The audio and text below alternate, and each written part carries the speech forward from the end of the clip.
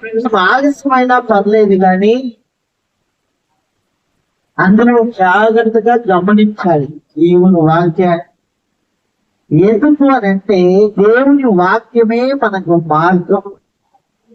దేవుని వాక్యాన్ని ప్రక్కన పెట్టి మనం ఏం చేయలేమో, ఏం కాదు కూడా.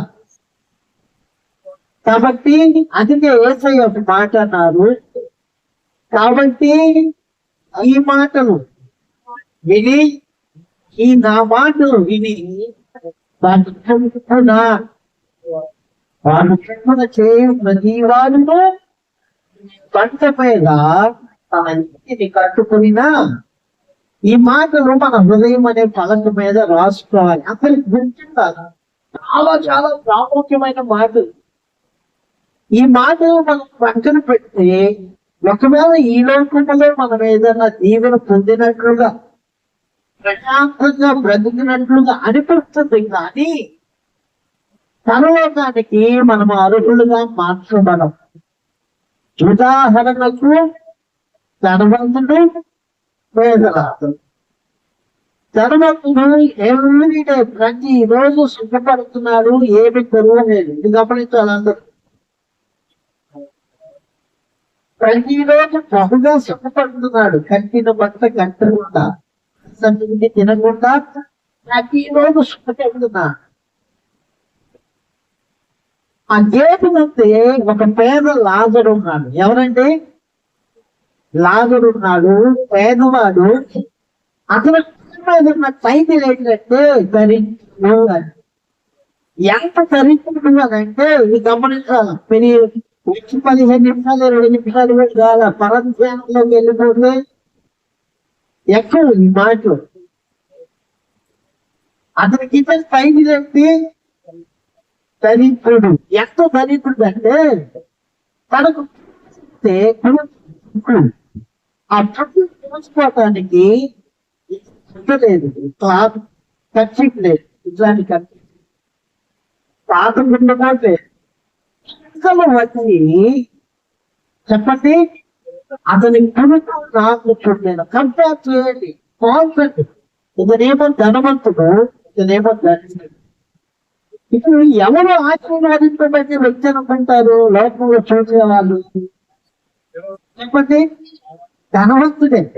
ధనవంతం యేసయ్య వచ్చింది ఈ లోకంలో ఆశీర్వాదాన్ని ఇవ్వడానికి కాదు, ఆయన మీద మహిమ కలిగిన రాజ్యాన్ని మనం చేర్చుతాయి. ఇతను ఆశీర్వదించబడిన వ్యక్తి ధనవంతుడు, ఇతనేమో దరిద్రుడు, దరిద్రుడే. కానీ ఇతరు చనిపోయారు. గమనించండి, ఈ ధనవంతుడు తాత్కాలికంగా ధనవంతుడు కానీ శాశ్వతమైన దరిద్రుడు అయిపోయాడు. అగ్గిలో పాతాళంలో. ఈ దరిద్రుడు అయినా ఇది గమనించండి, దండం పెడతాను. ఈ దరిద్రుడు తాత్కాలికమైన దరిద్రుడే కానీ శాశ్వతమైన ధనవంతుడే. మీరు ఏంటి లక్ష్యం చేస్తున్నారు? నిజమైన దాన్న, శాశ్వతమైన దాన్న? నేను మనసు పెట్టాలి జాగ్రత్తగా. ఒక మంచి చేస్తాను, మంచి చదువు, బిల్డింగు, పిల్లలకు మంచి జ్ఞాపకం సెటిల్.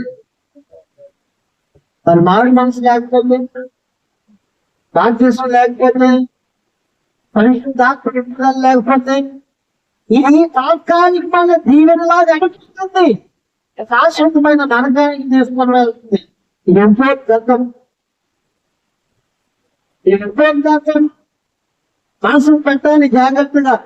మీరు మనసును పెట్టడానికి తెలియజేయాల్సి. అలాగే పరిశుద్ధ గ్రంథంలో కొన్ని మూల వాక్యాలు ఉన్నాయి.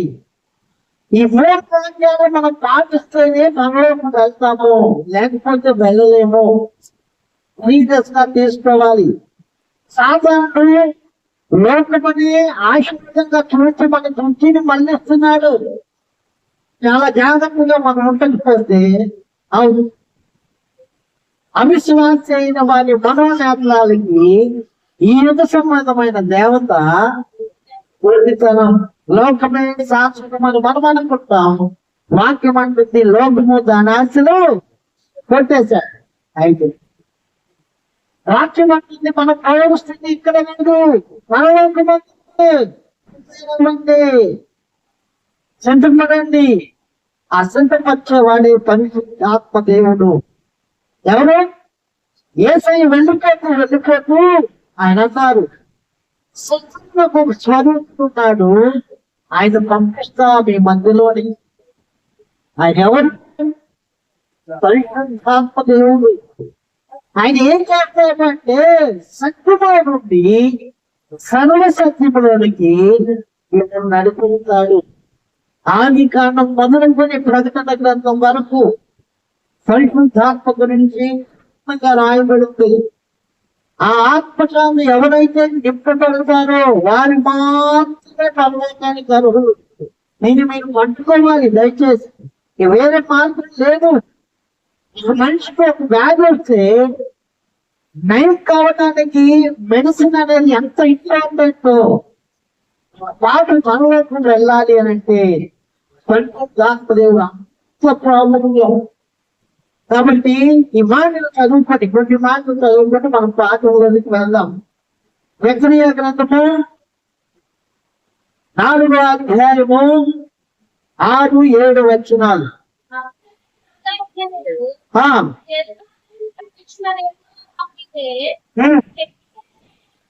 ప్రత్యేకమైనను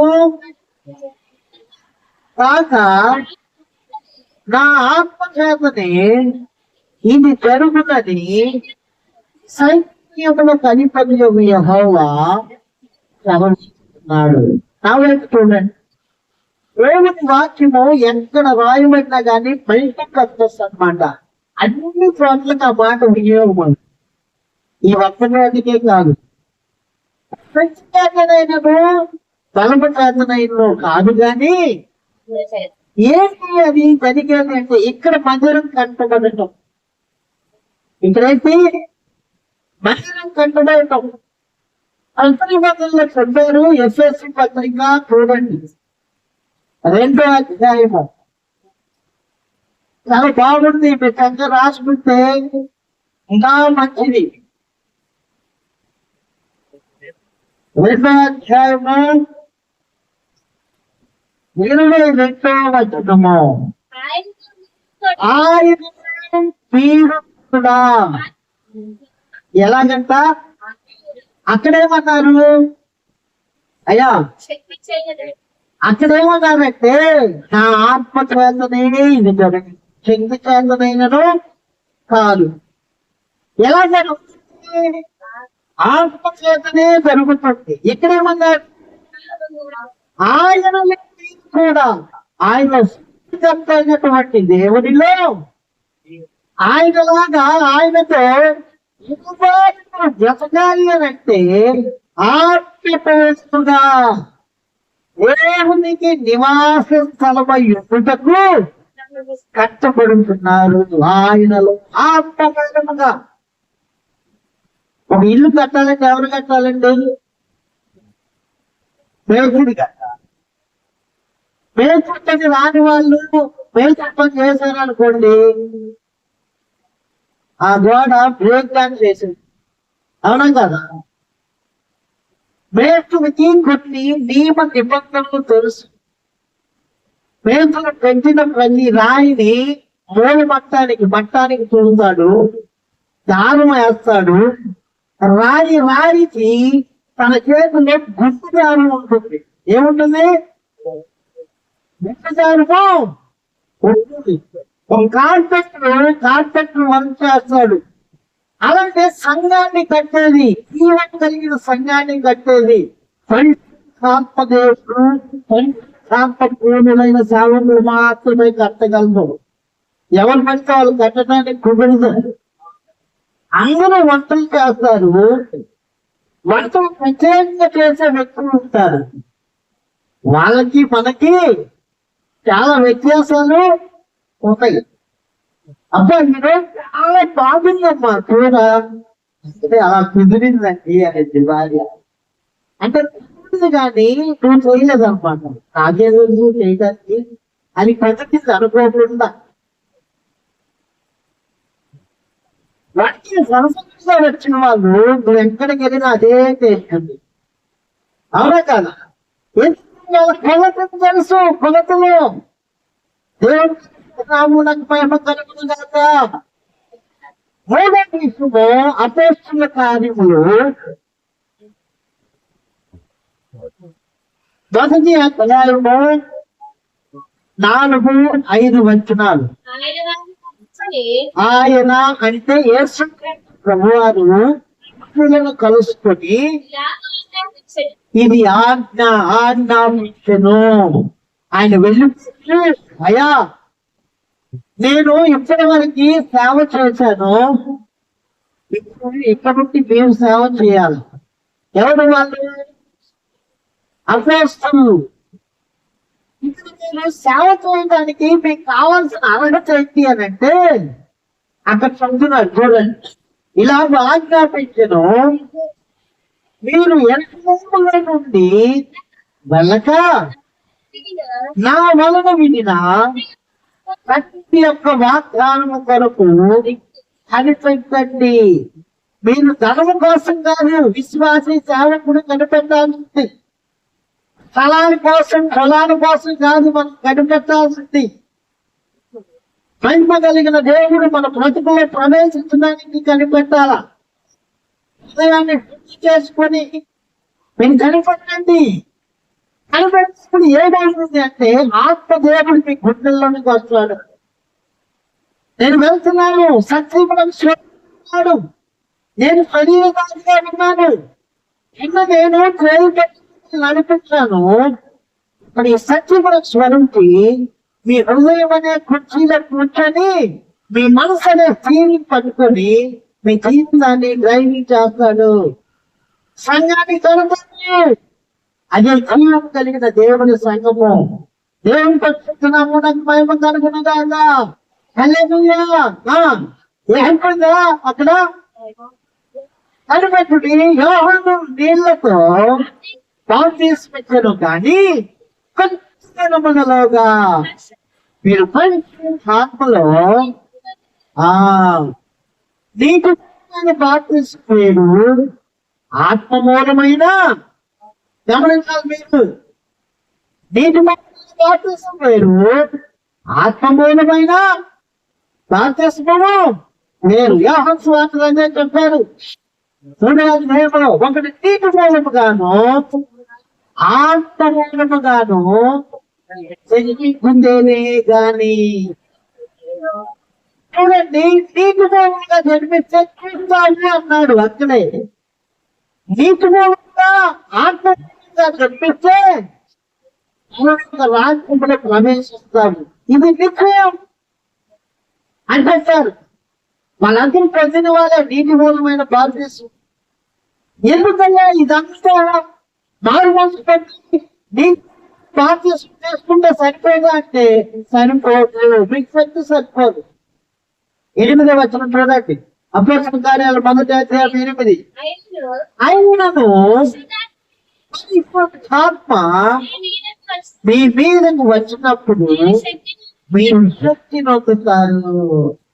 ఏంటి శక్తి? ఏంటి శక్తి?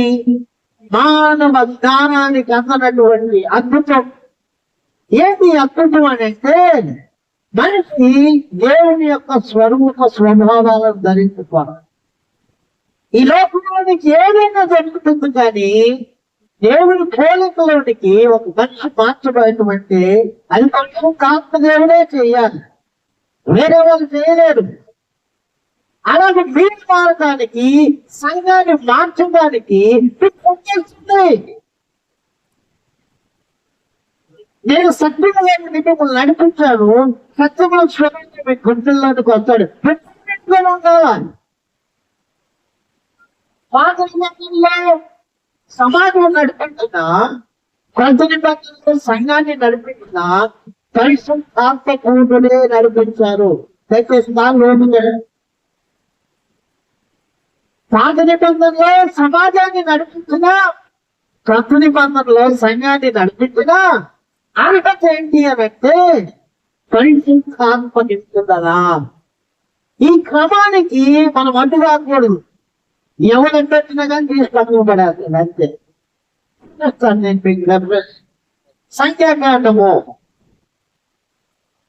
సంఘాన్ని నడిపించే విధానము, లోపడవలసిన విధానము మనం నేర్చుకుందాం. సంఖ్యాకాండము 11వ అధ్యాయము 17వ వచనము. అమ్మా, నేను దిగి మరియు నీ మీద వచ్చిన ఆత్మలో వారు వారి మీద ఉంచదను. ఎవరితో మాట్లాడుతున్నాడు ఇక్కడ? యెహోవా దేవుడు మోషేతో మాట్లాడుతున్నాడు. అయ్యా, నేను ఐగుప్తులో కట్టుకున్నటువంటి నా ప్రజలను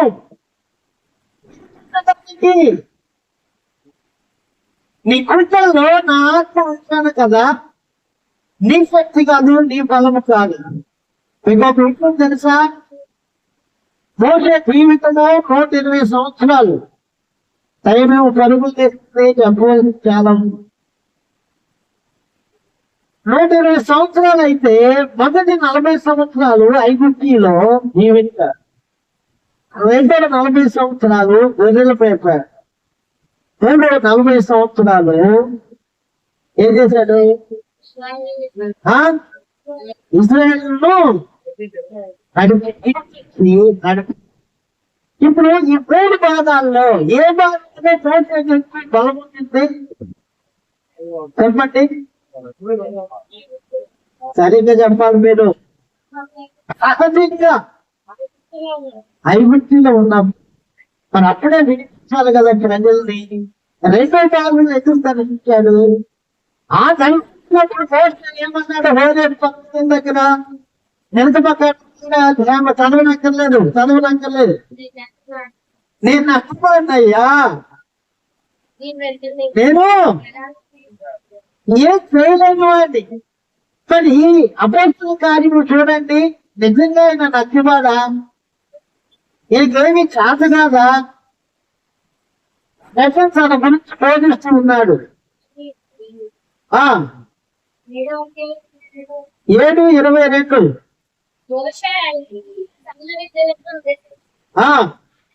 ఆతను ఆరుములేతను ఆత్మగా ఏమంటుండండి? మన మాటలు, మన జ్ఞానము, మన ప్రవర్తన వలన వ్యక్తిగత బ్రతుకుని కట్టుకోలేము, కుటుంబాన్ని కట్టలేము, రంగాన్ని అంతకన్నా కట్టలేము. మనం అర్థమవుతుందా? మొదటి 40 సంవత్సరాలు అయిపోయినాక, పైగా మొదటి 40 సంవత్సరాలు ఏం చేశాడు తెలుసా? అక్కడ గొడవ పడుతూ ఉంటే అటు ఇటు చూశాడంట. ఒక వ్యక్తిని చంపాడు, ఇంట్లో కూతురు పెట్టాడు. అది దైవ ఆలోచన కాదు, ఆత్మకార్యము కాదు. అదంతా కూడా చీమే అయిపోయినాక 240 సంవత్సరంలో ఏం చేశాడు అంటే, మాకు గొర్రెలు మేపుతూ ఉన్నప్పుడు గొర్రెలు మాకు తప్పక మరొకటి లేదు, బలము లేదు. ఇప్పుడు ఏమంటారంటే, ప్రభు నీ గుండెల్లో నా ఆత్మ వెళ్ళు.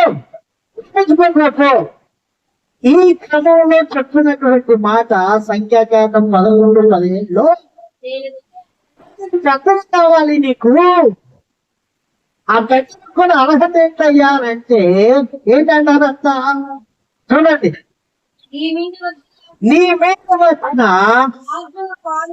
ఆత్మలో పాలు వారి మీద ఉంటుంది. ఎందుకంటే వాళ్ళు కూడా ఆత్మచేత తిప్పబడితేనే నీతోటి నాతో నడవటానికి అనుకుంది.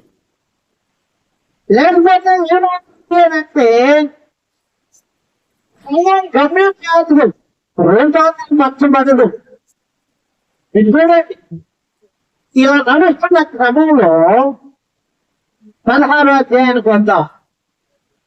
ఇంకా 3 వాక్యాలు చాలా ఉన్నాయి, వివరణ కావాలి కాబట్టి మనం వివరించుకుంటూ ఉన్నాం. 16వ అధ్యాయం 11వ వచనాలు.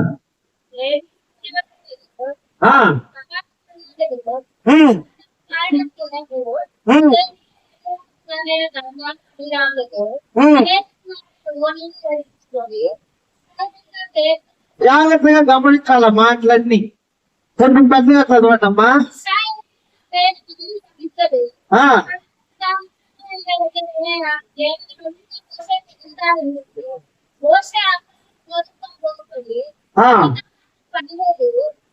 మీతో మాకు పని లేదు.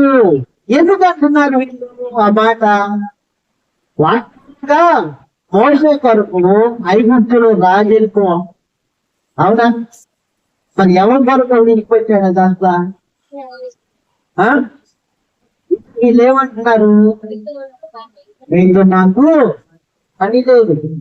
మోసే ఎవరి నడిపించబడుతున్నారు చెప్పండి. చెప్పాలి మీరు.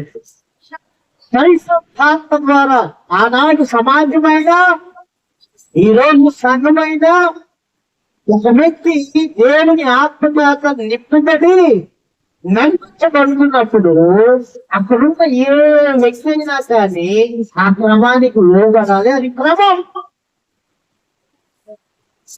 ఆ క్రమానికి ఎదురు తిరిగితే అది అక్కడితో అవుతుంది. అది దేవునికే ఎదురు తిరిగినట్టుగా అవుతుంది. వాళ్ళు తోడుపడి నీతో మాకు పని లేదు కింద ఏమన్నారు చూడండి. ఇక్కడ సమస్య ఏంటంటే వారికి ఆధిపత్యం కావాలి. ఏం కావాలంట? 10వ వచనం చూడండి.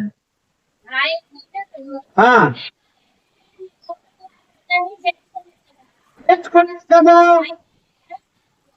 మీరు యాజకత్వం కూడా కోరుతున్నారు. ఇది నిమిత్తము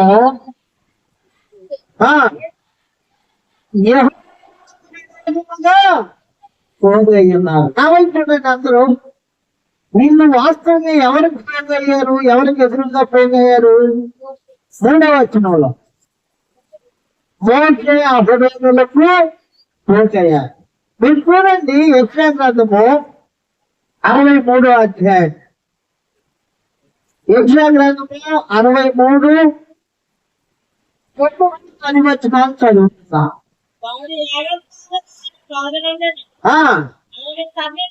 ఆయన సన్నిధి రక్షను ప్రేమ చేతను తాలిమి చేతను వారిని విమోచించను. ఎత్తుకొనుచు మోసుకొనుచు వచ్చను. ఆగాలి ఇక్కడ. డైరెక్ట్ దేవుడే వచ్చాడా ఇక్కడికి? ఎవరినన్నా వాడుకున్నాడా? చెప్పాలి మీరు. ఎవరన్నా వాడుకున్నాడా? డైరెక్ట్ దేవుడే వచ్చినాడా? చెప్పట్లేదు. నిర్గమకాండం 3వ అధ్యాయం చూడండి. నిర్గమకాండం 3వ అధ్యాయం. నిర్గమకాండం 3వ అధ్యాయం.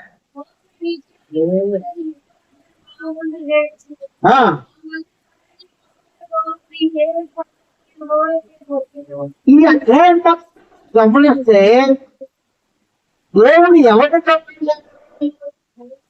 చెప్పాలి మీరు. మోసేను ప్రశ్నించాడు. 4వ అధ్యాయం 20వ వచనం చూడండి.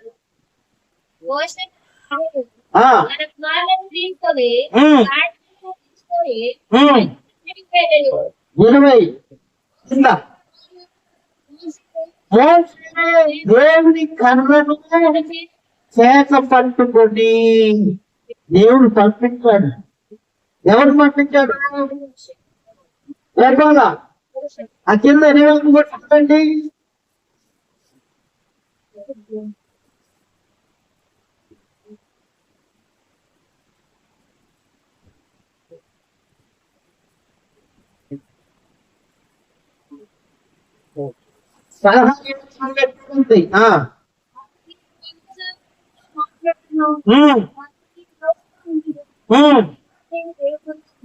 ఈ 2 అధ్యాయాలు మీరు గమనిస్తే సృష్టికర్తైన దేవుడు మోషేని తనకు ప్రతినిధులుగా నిలుపుకొని వారిని విడిపించిన రమ్మని ప్రకటించినప్పుడు ఈయనంతటికి వాళ్ళు ఏం చేస్తున్నారంటే ఎదురు తిరుగుతున్నారు.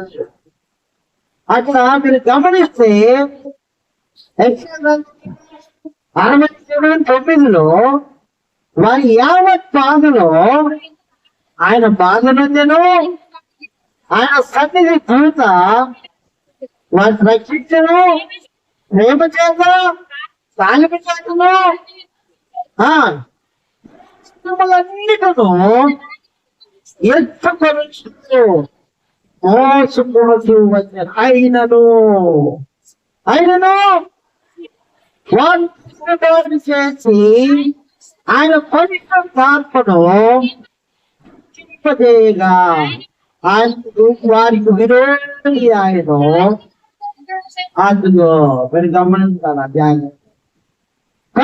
ఆత్మ దేవుడు మోసే హృదయంలో ఉండి ఐగుప్తులైనటువంటి ఇజ్రాయేలు ప్రజలను విడిపించి నడిపిస్తూ ఉన్నప్పుడు ఆ నాయకుడు చేసినటువంటి పని ఏంటి అంటే విరోధముగా లేదు. వాళ్ళు అనుకున్నారు మోసేకు విరోధంగా అనుకున్నారు, కానీ మోసే హృదయంలో ఎవరున్నారు? చెప్పండి పరిశుద్ధాత్మ దేవుడు. మీరు ఒక సంగతి సీరియస్ గా మనసు పెట్టాలి. కొరింథీయులకు రాసినటువంటి మొదటి పత్రిక 3వ అధ్యాయము 16-17 వచనాలు ఒకసారి గమనించండి. మీరు దేవుని ఆలయమై ఉన్నారని, దేవుని ఆత్మ మీలో నివసిస్తున్నాడని మీరు ఎరుగరా? ఎవరినైనాను దేవుని ఆలయమును పాడు చేసిన ఎడలా దేవుడు వారిని పాడును. ఎందుకనంటే మనిషి కొరకు దేవుడు తన ప్రాణాన్ని పెట్టాడు. రక్తం కాపాడు. పని చేసిన మనిషి ఆ మనిషిని విడిచిపెట్టడానికి దేవుడు ఇచ్చల్లా. అలాంటి క్రమం నడిపిస్తుంటే ఈ నడిపిస్తున్నటువంటి క్రమాన్ని ఎదుర్కొన్నారు. విరోధ భావంతో పెంచిదంతా తీసుకోవాలి. చాలా మందికి తెలియనటువంటి విషయం ఏంటంటే మన కంట్లో మనిషి చూద్దాం, ఆర్థిక స్థితి పెట్టుకుంటాం. ఇతనేంటి, ఇతర పరిస్థితి ఏంటి? మోసేకి ఏముంది చెప్పండి? మోసేకి ఏమన్నా ఉందా? రథం ఉందా? గుర్రాలు ఉన్నాయా? ఏమున్నాయి? మోసే చేతులు ఒకే ఒకటి కర్ర, కానీ మోసే గుర్తుల్లో ఉన్నవాడు మాత్రం గొప్పవాడు. దేవుడు కలుగును కాక. వీళ్ళు దాన్ని గ్రహించక ఏం చేశారంటే ఆ క్రమాన్ని ఆపటానికి నీకే కాదు అధికారం, మాకు కూడా అధికారం కావాలి. వ్యాను డ్రైవ్ చేయాలంటే డ్రైవింగ్ లైసెన్స్ ఉండాలి, అనుకుని ఉండాలా. డ్రైవింగ్ మనకి తెలుసు కదండి, మనం డైరెక్ట్ చేయకూడదు. మనము ఇక్కడ నుంచి ఆంధ్ర బయలుదేరుతామండి బస్ ఎక్కి, మనం కూడా కొంచెం డ్రైవింగ్ వచ్చు. డ్రైవర్ గారు రైట్ తీసుకోండి, స్పీడ్ బ్రేక్ అంటామా? మనము డైరెక్ట్ చేద్దామా? బస్సులో పెడుతున్నామంటే బస్ దాంట్లో పడుతున్నా గప్పుడు కడుగుంటాం. ఎందుకంటే డ్రైవర్ మీద నమ్మకం. ఒక సమాజాన్ని, ఒక సంఘాన్ని దేవుడు ఒక నాయకుడి హృదయంలో ఉండి ఆత్మగా నడిపిస్తున్నప్పుడు వినోదంగా మనం క్రీడ చేయకూడదు. ప్రమాదం, ఎంత ప్రమాదమో మీరు ఇక్కడ చూస్తారు. చూడండి, ఇంకా కింద కూడా ఉంది. ఎక్కడ గమనిస్తారు? సంఖ్యాకాండము 16వ అధ్యాయము 28వ వచనం చూడండి. 23 చూడండి అమ్మా. ఇలా సెలవిచ్చను, కోరాహు, దాతాను మీరు తొలగిపోండి. వేరు కాస్తున్నాడు ఇక్కడ మంచిది చెడు. ఎందుకు వాళ్ళు చెప్తుందే ప్రస్తావిస్తున్నాడనైతే ఒక వ్యక్తికి ఏమైందంటే ఆలోచన వచ్చింది, ఆ వ్యక్తి వరకే నశించుకోడు. తాను చెడినటువంటి గోరుగంట ఏం చేసిందంట, మనమంతా బాగు చేసి. ఇక్కడ కోరాకి ఒక పెద్ద ఆలోచన వచ్చింది, అధికార దాహం. నీకు అధికారం కావాలంటే నువ్వు మోసేలాగా సమస్యని విడిచిపెట్టి రావాలా.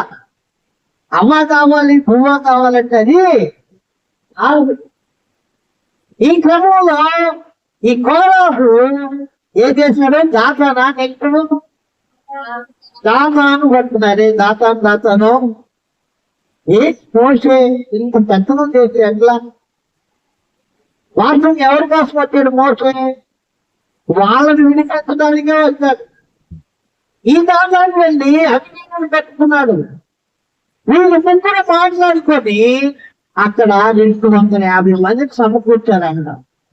దేనికి సమకూర్చారంటే ఈ క్రమం ఉంది, దేవుడు నడిపిస్తున్నటువంటి క్రమం. ఈ క్రమాన్ని పాడు చేయి, దేవుడు కోపం చేస్తుంది. నువ్వు కలుపు తీయలేదనుకో, కలుపు మొక్కలు పెరగవు, అవునా కదా.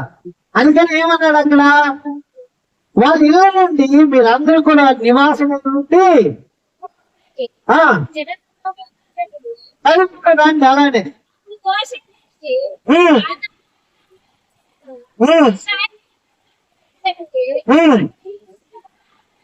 ఈ ఇచ్చిన గుడారం నుండి కలుపుకోండి.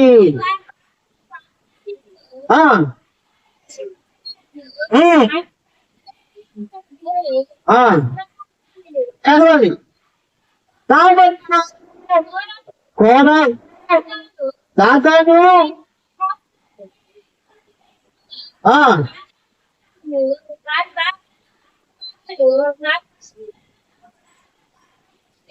చదవాలి. అసలు గమనించండి జాగ్రత్తగా.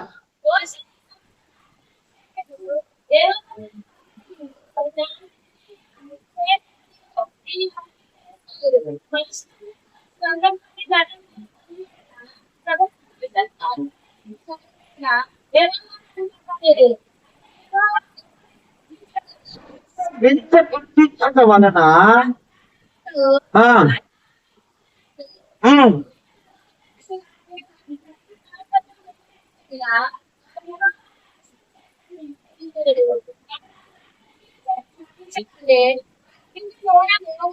వారి క్రింద నేల నెరవేర్చెను,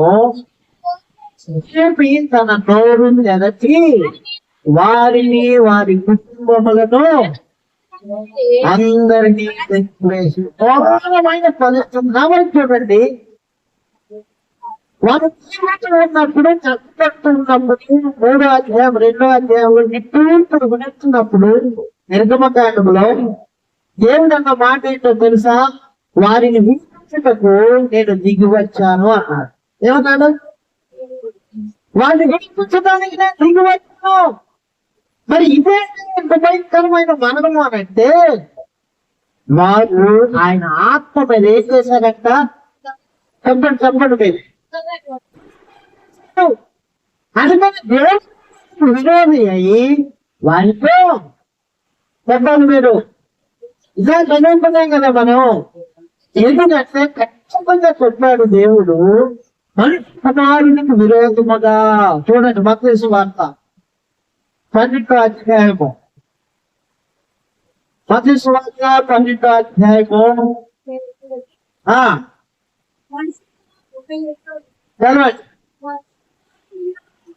మనుషునికి విరోధముగా మాట్లాడువానికి మాటకి క్షమాపణ కలదు గాని పరిశుద్ధాత్మకు విరోధముగా మాట్లాడువానికి ఈ యుగమంతైనను రాబోయే యుగమంతైనను పాఠం క్షమాపణ కలుగదు. వాస్తవంగా మీరు గమనించండి, నడిపిస్తున్నటువంటి ఆ క్రమానికి వారు లోబడితే చనిపోయే వాళ్ళైనా, చెప్పాలి మీరు, చనిపోయే వాళ్ళైనా ఏం చెప్పట్లా. కాదు. మరి ఎందుకు మరణించారు? అంత భయంకరమైన మరణం ఎందుకంటే మనుషుల కాలు ఎదురొచ్చింది.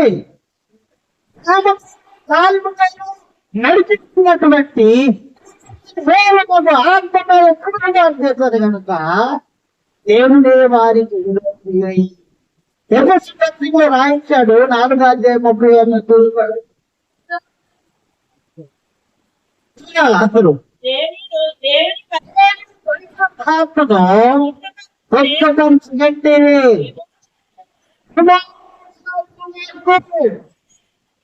మీరు మీరు బలంగా చేరాలి అంటే మీ ప్రతి బలము బలం కాదు. నాకు చేతనేది తమ్ముకుంటే ఏ తల్లి ఒక పాటి దేవుని ప్రేమకులోనికి మాత్రమని ఆత్మ ఆత్మ కంటాలని అదంటే ఆత్మదేవునికి మనం ఎదురు తిరిగామనుకోండి ఒక్కర్లేరు, భార్య లేడు, భర్త లేడు, పిల్లలు నేను చాలా సీరియస్ గా తీసుకోవాలి. మనం అనుకుంటాం అందరు సైనికులు కాదంటే సంవత్సరాలు ఇష్టపడుతూ వస్తున్నారు. వాళ్ళని విడిచిపెట్టి విశ్వాసం మీద ఆధారపడి మనుషుల తండ్రి మాత్రమే వాగ్దానాన్ని కట్టుకొని మేఘాన్ని వెంబడిస్తూ మనుషుల మీద ఆధారపడుతుందా అప్పుడు యజమానులు రకరకాల రాజకీయ నాయకుల దగ్గరికి వెళ్ళి డబ్బులు అడుక్కోకుండా మోసాలు చిన్నదానికి పెద్దదానికి ప్రతిదానికి ఆత్మలో అందులో కాదు ఇంకొకల అది తెలియక ఎవరు వరహు దాతాను అభిరాముడు విరోధముగా దించారు. సంఘాన్ని నడిపిస్తున్నటువంటి బయట దాంట్లో మనం దుఃఖపడుతుంది. ఎవరైనా దేవుని ఆలయమును పాడు చేసిన ఏమన్నాడు? నేను వారిని పాడు చేస్తా. ఖచ్చితంగా కాదుగా పెద్ద పౌరుగా ఉండు, కానీ బాగు చేయడానికి ప్రయత్నించకూడదు.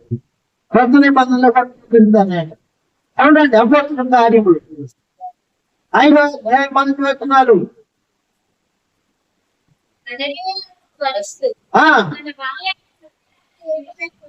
ఏకమై ఫలమొందెను, భార్య ఎరుకునేవాడు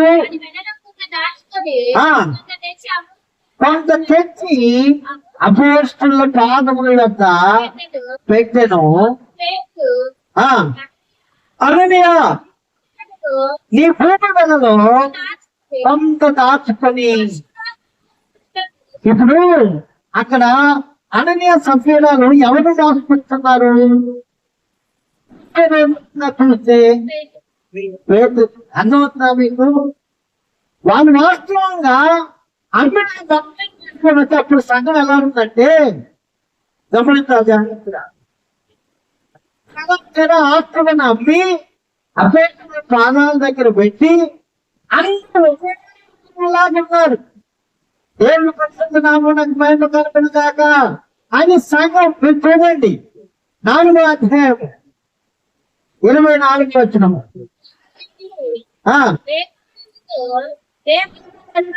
ఇళ్ళను కలిగిన వారందరూ వాటిని అమ్మిన వాటి వెల తెచ్చి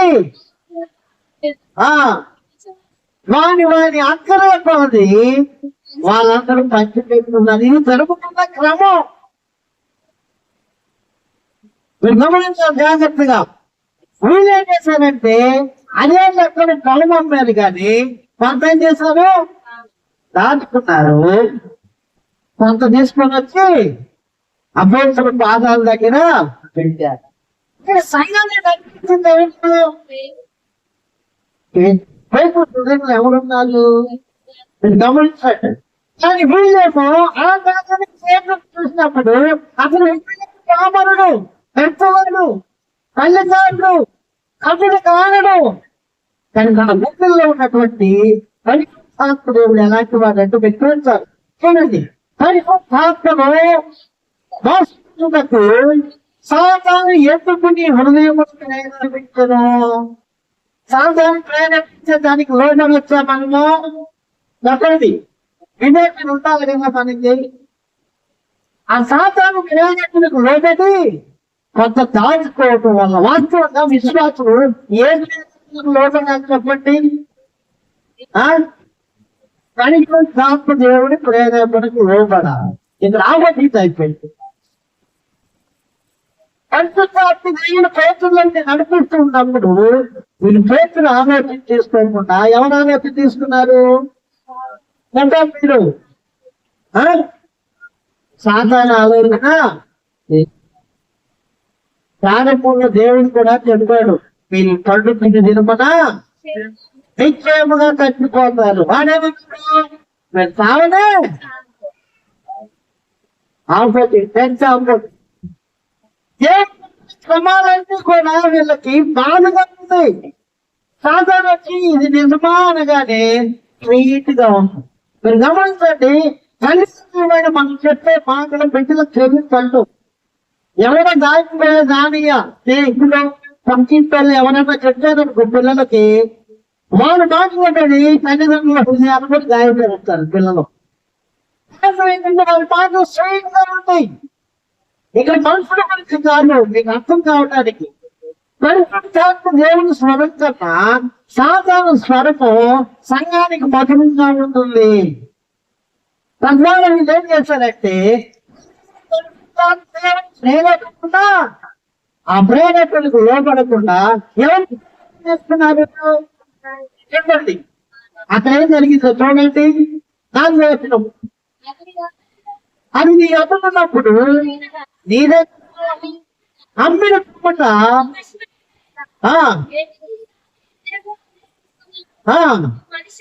నీవు మనుషులతో కాదు దేవునితో అబద్ధమాడుతున్నావే. చూడండి, అక్కడ పోరాడు దాతాను అభిరామును మోషే చూసి ఎదురు తిరిగినా మోషే కాదు.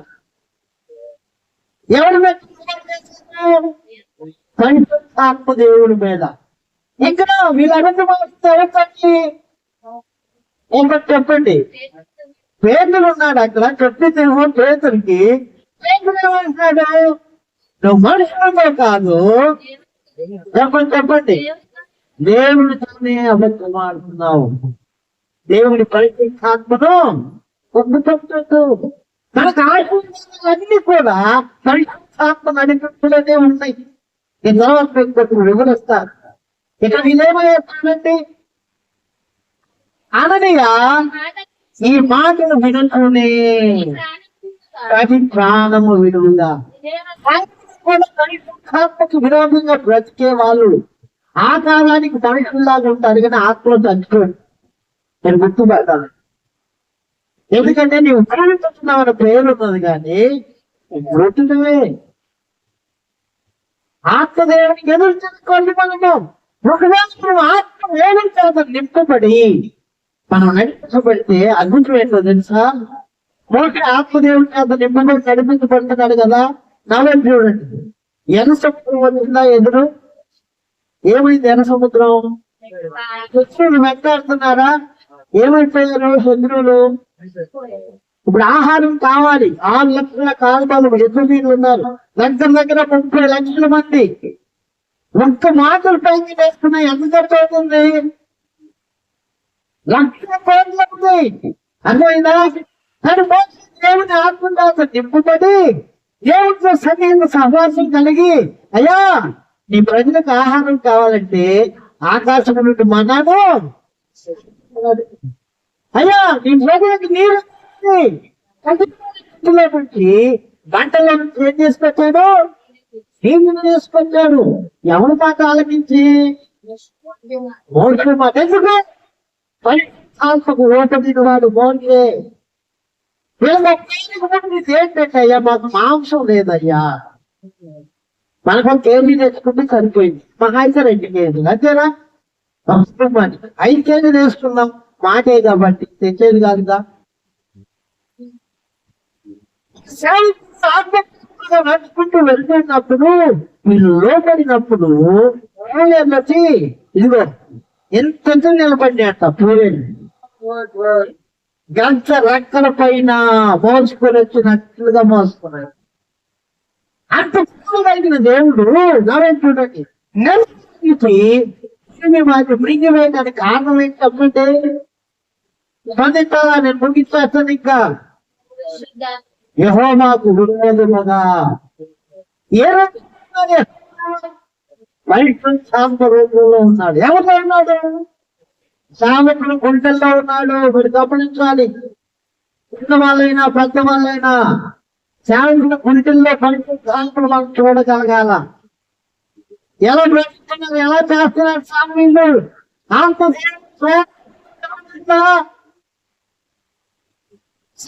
సంఘం నడిపించబడుతుందా? ఆంధ్రుల కోసం సోములు వయసు తగినట్లు మనుషులు వయసు తగినట్లుగా బ్రతకాలి మనము. దేవుని అడుగులే లేకపోతే పరలోకం మనము కష్టం. ఎందుకంటే పరలోకం చేసేది మనిషి కాదు, మనిషి ముందులో ఉన్న పరిశుద్ధాత్మ దేవుడు. అందుకే శక్తి చేతనైనను తొలగ చేతనైనను కాక నా ఆత్మ చేతనే ఇది జరుగును. చక్ర గ్రంథం చూడండి 4 ముగించేస్తున్నాను. 6 వచ్చినాడు.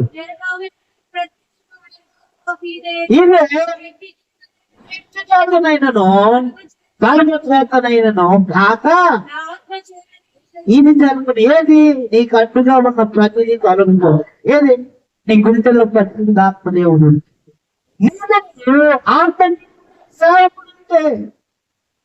పరిశుద్ధాత్మ దేవుడికి అంతమంది ఆ పరిశుద్ధాత్మ దేవుడిని మనం వ్యతిరేకించామనుకో అసలు మనం ఉంటాం.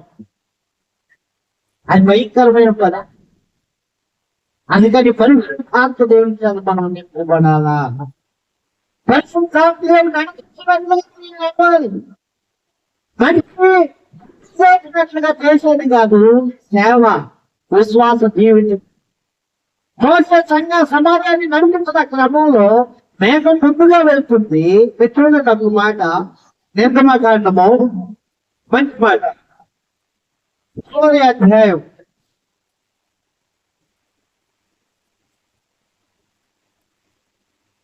నిర్గమకాండము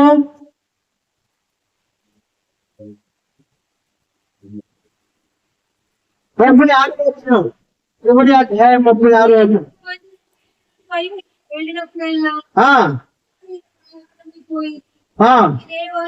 ఇది పద్ధతి. వెళ్ళు దినము వరకు చేయకుంటుంది. అలానే ఉండేవాళ్ళు. కాబట్టి చూడండి, కొత్త నిబంధనలో మాట్లాడతారు మీకు. కొత్త నిబంధనలో కూడా అపోస్తుల కార్యాలు, అపోస్తుల కార్యములు చూడండి 8వ అధ్యాయము 29వ వచనము. ఆత్మ ఫిలిప్పుకు చెప్పాను.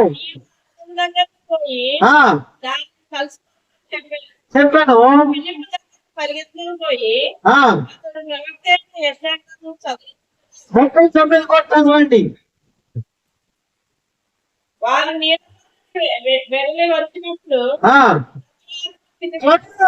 పిలుపును కొనుక్కోయినా. చూడండి, ఎక్కడికి వెళ్ళాలో చెప్తుంది పరిశుద్ధాత్మ దేవుడే.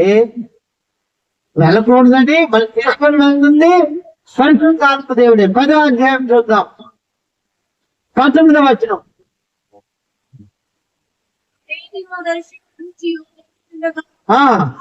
ఆత్మ ఇదిగో నిన్ను వెదకుతున్నారు, నువ్వెళ్ళు. ఆత్మదేవుడు 15వ అధ్యాయము అదే 6వ వచనం.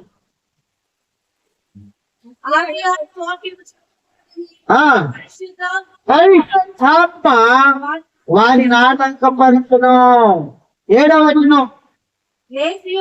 యేసు యొక్క ఆత్మ వారిని వెళ్ళనీయలేదు.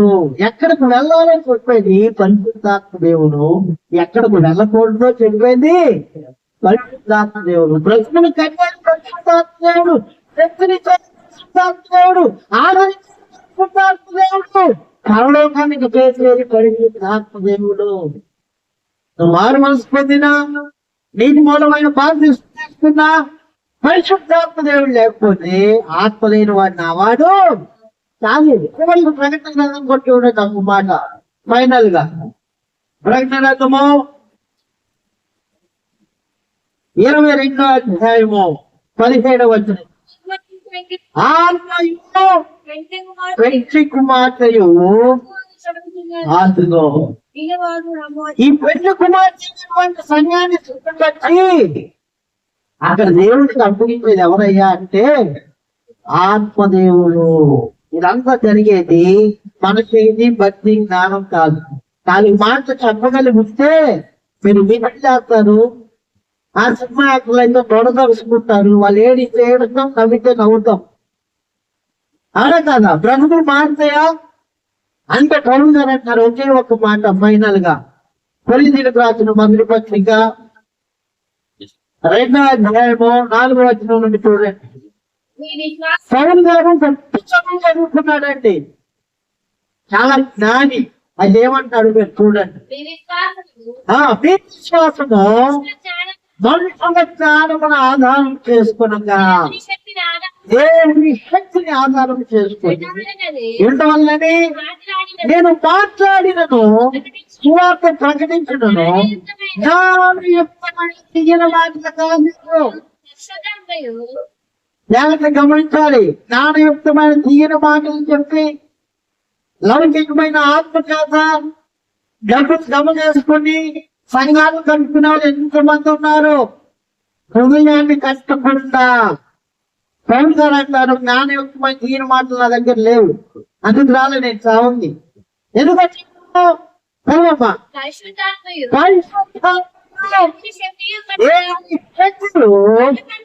అనుభవించు శాంతములే ఆయన ఏం చెప్పాడో అది మీ ముందుంచడానికే నేను అంటాను. పౌలు గారు ఏమైనా చెప్పడానికి చాలా మాటలు ఉన్నాయి కదంటే ఇంకా చూపించడానికి నా యొక్క జీవిస్తున్నాడు. నేను ఆత్మదేవుని గమనించుకున్నా. ఎందుకంటే అదే అపోస్తలుల కార్యాలు 9:17 దైవజనుడికి నాకు చెప్పిన మాట ఏంటంటే సౌలా అని చెప్పలా, ఆర్థిక పికప్ ఏందో అని చెప్పలేదు. ఒకే ఒక్కరు చెప్పాడు నాకు. ఏంటది? నీవు ఆత్మతో నింపబడినట్లుగా ఆత్మలో. అందుకు ఎందుకంటే మనిషి ఆత్మ చచ్చిపోయాడు కనుక నామే చూడండి, అదే ఆత్మ బ్రతికితే మరణం ఉంటుంది కనుక పరిశుద్ధాత్మ దేవుడి చేత నింపబడాలి. ఆ పరిశుద్ధాత్మ దేవుడే మనల్ని పరలోకానికి సిద్ధపరచుకోవాలి. ఆ దేవుడి మీద ఆ పరిశుద్ధాత్మ పూర్ణులైన సేవకులకి మనం ఎదురుదిగా అనుకోండి. అక్కడ ఎవరు? కోరాహు, దాతాను, అబీరాము. ఇక్కడ అననీయ, సఫీరా. ఆ తర్వాత ఎవరు? చాలా మంది చనిపోతా ఉన్నారు. కాబట్టి ప్రతి దానికి ఒక క్రమం ఉంది. ఆ క్రమానికి ఇదే వాక్యం. వాక్యాన్ని పక్కన పెట్టి సొంతాలు చేస్తే మన ఫ్రెండ్స్కి రాకుండా ఇంటి దగ్గర బిజినెస్ చేసుకోవటం బెటర్. ఏం పర్ఫెక్ట్ గా ఉంటే చల్లగా ఉంటూ, ఉంటే గట్టిగా ఉంటూ, లేకపోతే నువ్వు చల్లగా గట్టిగా ఉండలేదంటే మొక్క ఈ మొక్క మీద నేను ఉపయోగిస్తాను. అవమానం అది మొక్క తెరమని చాలా సీరియస్ గా తీసుకోవాలి. ఇది సంజీవం. మీ తర్వాత పర్సనల్ గా మాట్లాడాలనుకున్నా నేను మాట్లాడతాను అందరితో. ఇప్పుడేమన్నా డౌట్లు ఉన్నా కూడా చెప్తాను. ఈ క్రమంలో కాకుండా ఎవరు మనసుకొచ్చినట్టు వాళ్ళు బతికితే చాలా ప్రమాదంలో పడతాం మనం. ఆ ప్రమాదంలో పైన పెడితే ఇప్పుడు భూమి నెదలు విడిచింది, వాళ్ళు ఏం చేస్తారు? అక్కడ ఒక విషయం మనం చదవలేం. 250 మంది చనిపోయారు వాళ్ళు. వీళ్ళు 3 ఫ్యామిలీలు కాదు. ఎందుకు అంటే ఈ 3 కుటుంబాలకి 250 కుటుంబాలు సపోర్ట్ చేశారా? అని మీకోసమే కదా పోసే సమస్యని విడిచిపెట్టుకొని వచ్చింది. మీరు ఎదురు తిరుగుతారు, బుద్ధి లేదా మీకని వాళ్ళు అనుకుంటా వీళ్ళకి సంబంధం. ఆయన మోసం అనుకున్నారు కానీ సామాన్య వారు కనబడింది ఎవరు? పరిశుద్ధాత్మ దేవుడు. కష్టం వద్దు, పరిశుద్ధాత్మ దేవుడు లోపలికి మనం వెళ్ళాలి, అప్పుడే పరలోకి వెళ్తాం. లేకపోతే కష్టమైపోయి బస్సు చేస్తున్నట్లుగా కనబెట్టినా కానీ అవమానించుకోవాల్సి వచ్చింది. అందుకే మనం బస్సు చేసేది కాదు కదా. ఎలాంటి పరలోకం చేరాలని చేరాలంటే ఆత్మను వెంబడించాలి. మనం ఎవరిని వెంబడించాలి? పరిశుద్ధాత్మ దేవుని వెంబడించాలి. ఆయన వెంబడించలేదు. దేవుని ఘనమైన వాక్కులు మనందరం కాదు స్థిరపరిచి భద్రపరిచి నెరవేర్చును గాక.